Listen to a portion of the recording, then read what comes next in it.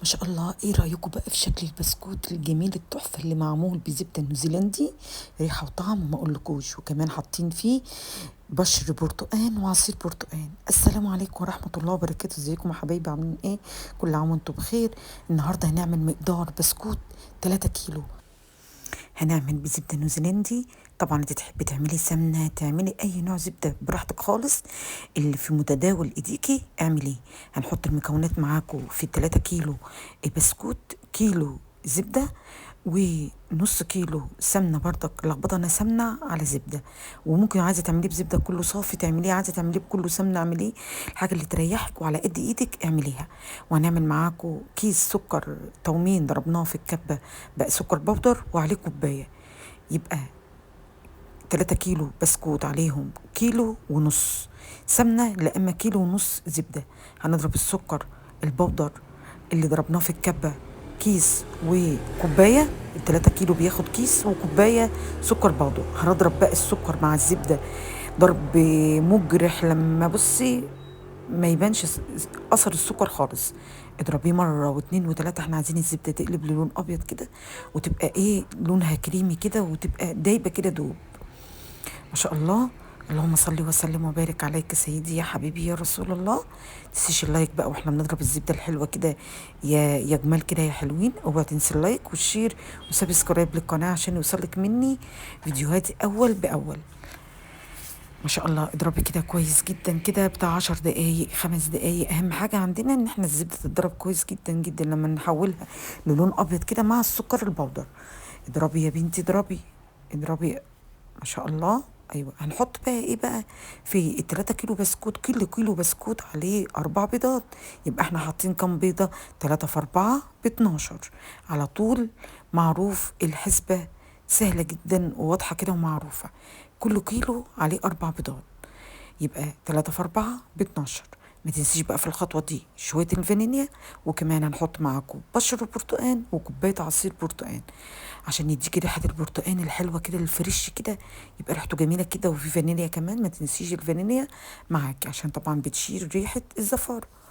اللهم صل وسلم وبارك عليك سيدي يا حبيبي يا رسول الله. اضربي بقى المكونات دي كده كلها كده مع بعض، لما تتجانس كده مع بعض وتقلب معانا الزبدة لونها بيضي كده كريمي كده، جميلة كده زيكم. ما شاء الله، ولا حول ولا قوة إلا بالله العلي العظيم. هنعمل معاكم شوية بقى بسكوت فاخر من الآخر فعلا، بريحة البرتقان وطعمه جميل كده ومقرمش كده ولونه ذهبي كده. ما شاء الله. بسكوت جميل جدا جدا زيكم كده يا حلوين يا أمامير. أيوة. اضربي بقى كده كله كده أكتر من مرة كده. ما شاء الله. عايزين كل البيض كده يتجانس كده مع بعض كده. ما شاء الله. هنضرب بتاع 10 دقايق كده. أهم حاجة لازم البيض يختفي جدا، والزبدة كده تبقى كريمي كده وتبقى جميلة كده زيكم يا حلوين.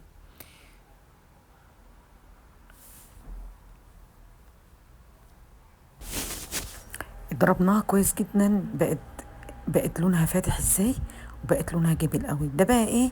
ده بقى كوباية عصير برتقان ويوسفي كمان مع بعض. طبعا موسم البرتقان واليوسفي الايام دي في الشتاء كتير، فانا ما برميش ابدا ما برميش ابدا قشر البرتقان ولا اليوسفي. بقوم جايباه غسلاه كويس جدا وعيناه في الفريزر، وبقوم ضرباه بقوم سلقاه الاول على البوتاجاز، وبعد ما بيتسلق كويس جدا على البوتاجاز بصفيه، وبعين منه في درج التلاجة او ازازه في الفريزر.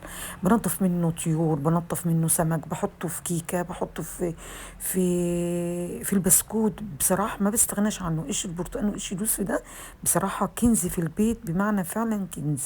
ما بستغناش عنه ابدا، بيشيل ريحه زفاره. بستخدمه في الكيكات، بستخدمه في الحلويات. حتى الصابون السائل اللي انا بغسل بيه المواعين بحط شويه منه.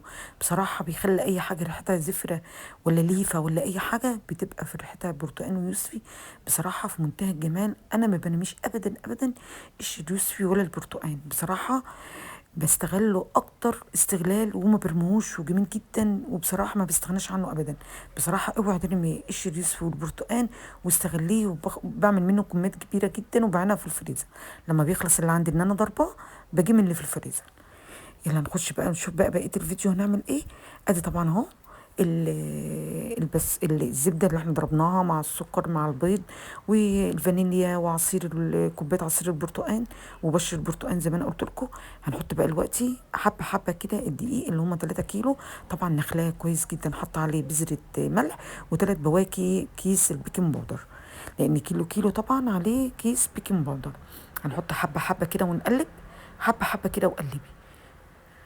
بسم الله ما شاء الله ولا حول ولا قوة إلا بالله. كل سنة وأنتم طيبين حبايبي إخواتي وحبايبي، يعود علينا يا رب الأيام بخير. ما شاء الله. قلبي حلو بقى كويس كده، حبة حبة كده وقلبي حبة حبة وقلبي. محتاج دقيق معاكي ضيفي، ما تحطيش كمية كلها علشان إيه يبقى سهل عليكي كده وأنت بتقلبي. اللهم صل وسلم وبارك عليك سيدي يا حبيبي يا رسول الله. حبة حبة كده وقلبي. طبعا انا بقلب الدقيق كله عشان ذره الملح والكياس البيكنج باودر يتجانس كله كده مع بعض. حبه حبه كده وقلبي.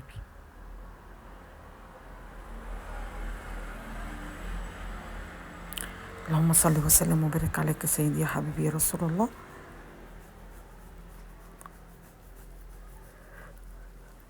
قلبي حبه حبه كده وشوفي محتاج دقيق تاني ضيفي وايه وقلبي كويس.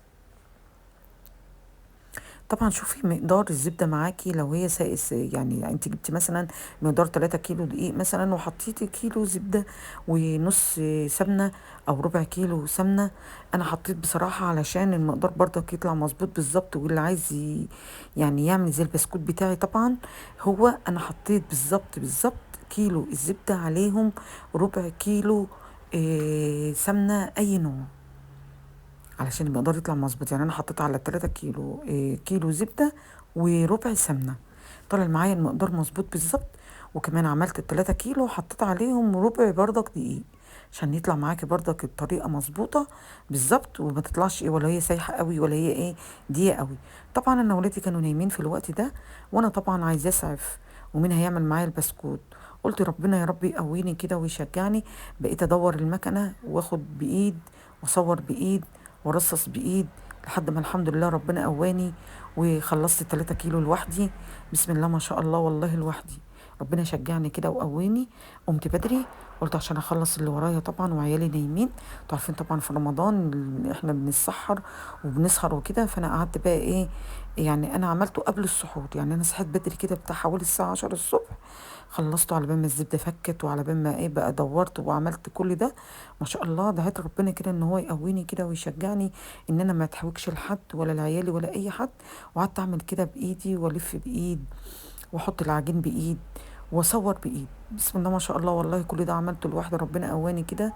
اللهم صل وسلم وبارك عليك سيدي يا حبيبي رسول الله. بصوا حتى انا بقيت ادور المكنه لوحدي بايد، وكانت العجينه ما كانت بتطلع وكانت بتبقى طويله بقيت اقصرها كده. يعني بجد بجد ادعوا لي في الفيديو ده بجد والله انا تعبت فيه جدا جدا. بقيت بدور المكنه لوحدي وبقيت اجيب وارصص لوحدي وبقيت اروح الفرن لوحدي.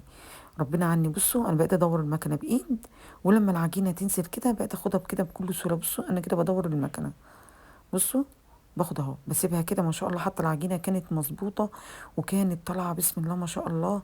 كانت سهله عليا على طول ان امد ايدي كده على طول وادور المكنه واحط العجينه واظبط العجينه واخد بايد وادور بايد. بصوا وكنت بصور برضك بايد.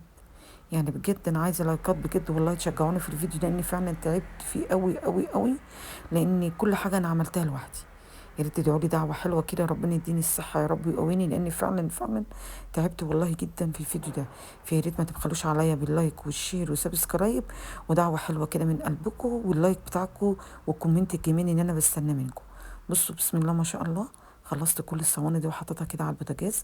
حتى الغطيان بتاعت الحله ما كانش عندي صواني تكفي، الغطيان بتاعت الحله دي عملت بردك فيها بحيث ان انا اخلص كل الكميه دي على البوتاجاز كده، وبعدين اعمل بقى ايه واحده واحده بقى احط كده في الفرن كده. خلصت الكميه كلها بسم الله ما شاء الله. طالع لونه ذهبي وطالع ريحته في منتهى الجمال بريحه البرتقال، وطالع مقرمش وطعم الزبده فيه بصراحه النيوزيلندي ما يعلاش عليها بصراحه.